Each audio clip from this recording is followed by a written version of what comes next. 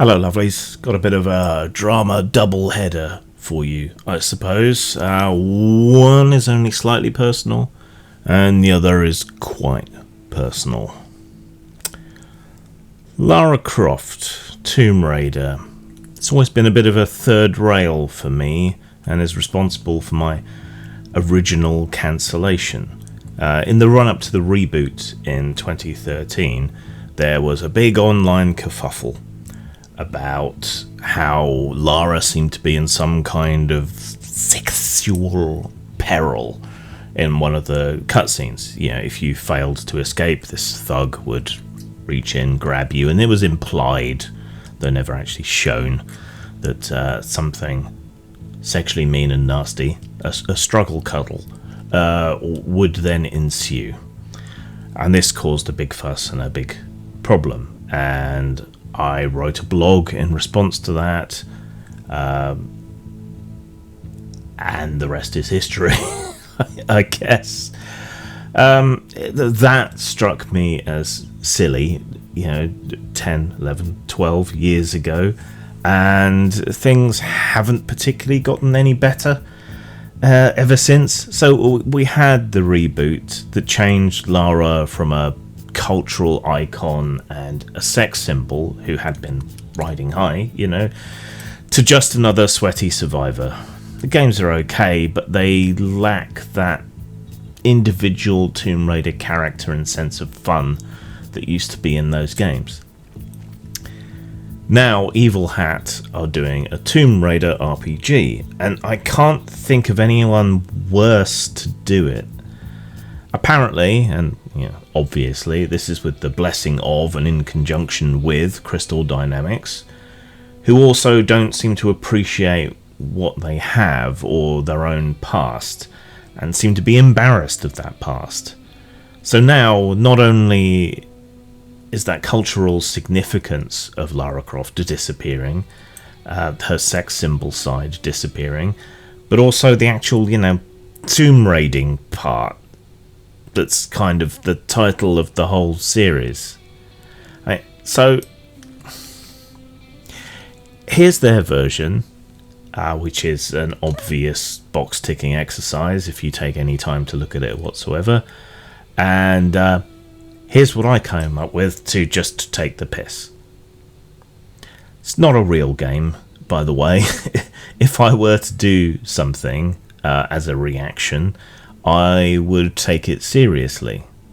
You see, they reject Tomb Raider as was, and many of the premises of the whole game line. They reject it as colonialist, as it being terrible to interfere in the history and archaeology of other countries and other cultures. Now, as a Brit, I get a lot of stick online. There's the whole meme about the British Museum nicking everything, and the general tendency to half-inch other people's shit. But it's never quite that simple, is it? So let's just be serious for a moment. This is all that remains of Sol and the frescoes that surrounded him, a crumbling pile of rubble. For the Taliban, a defiant display to its critics that it will do as it pleases. Both were condemned as idolatrous and against the Taliban's interpretation of Islam.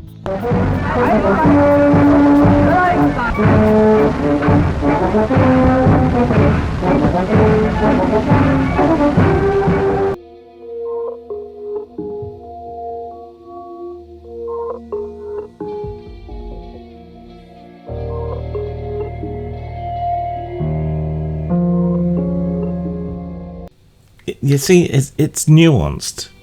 Without people like the British Museum, without the toffee-nosed, self-important explorers and archaeologists of the past, odds are that King Tut would have been used for firewood. Yeah, that happened to mummies, look it up.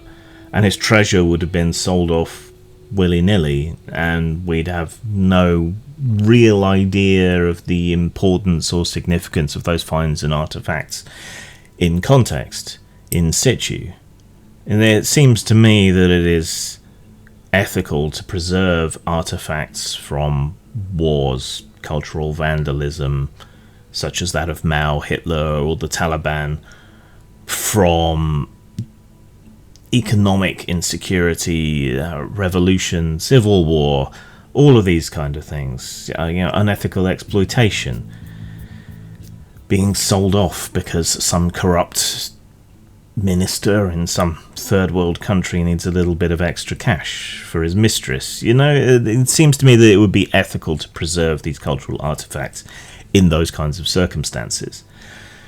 Not to mention that in the world of Tomb Raider and similar games, lest we forget Nathan Drake, many of these artifacts and tombs are also powerful and supernatural and sought after by much less scrupulous tomb raiders and those with an eye on using whatever supernatural power they might find for evil ends. And so there's another imperative there to make sure these artifacts are taken away, locked away securely, and checked over by top men who you can trust not to do that. That, and it's fucking fiction. For the love of Klono's titanium whiskers, it doesn't have to be 100% PC. Okay, so on to thing 2. Munchkin will soon be celebrating its 25th anniversary, if you count from the publication date of the Munchkin's Guide to Power Gaming, and in order to celebrate this, they're launching the Munchkin Big Box on Kickstarter soon. Is there any acknowledgement, recognition, or communication, even with me or my writing partner, Steve Mortimer, about this? Is there fuck?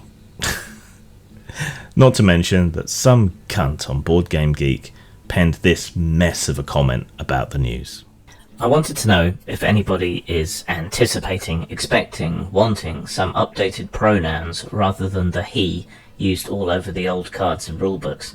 They is so easy to use. Or at least some much improved art for this upcoming Kickstarter. I'm 100% sure many people do not want updated art and want the aged and classic look, but for everyone else, am I alone in wanting some toned down representation of women in the game? I really think it would sell better if it looked better and was less alienating, less Schoolhouse Rock from 60 years ago, or is that the charm? Here's my experience. I have friends of varying generations. I won't play this with them because they or I find it awkward, dated and sexist. I also only use the TMNT version for teens at my library outreach where I do STEM, book groups and gaming because of the game's representation. It's originally good fun in its time, of course, but times change. I love the gameplay of Munchkin in the right group, despite the hate and low ratings it gets, even though I sold my old stuff because I grew out of it. I admit a big box 600 card box as a piece of modern gaming history is appealing. So what say you? Are you an artwork originalist purist, or do you support tasteful representation revisions? Fuck me rigid. So, our award-winning book, which spawned a series of D20 supplements and a card game, which is credited with having saved Steve Jackson Games, the company, it doesn't seem to get a look in. And may get sensitivity'd. I get that I am still a controversial figure, despite 10 plus years of trying to be super reasonable. And I get that in that aforementioned first cancellation I suffered, Steve Jackson Games were one of the companies that was petitioned to have nothing to do with me, but it still seems to me to be mean, callous, and rude to not at least somewhat acknowledge our part in the phenomenon. It might be legal advice, I suppose. I was given some help to try and legally pursue some of the Munchkin millions at no cost to myself, but it didn't come to anything, but it may have made them a bit gun-shy about acknowledging our role. But when you're young and it's your first real project, you're just happy to get work.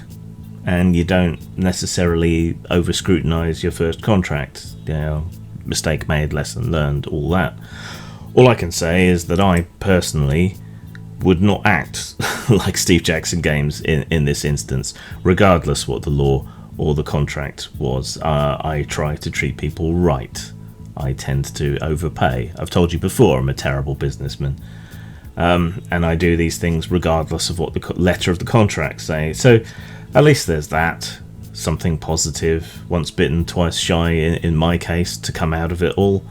But I can't help being bitter at being excluded from my own legacy, I guess, and its spin-offs. Zang.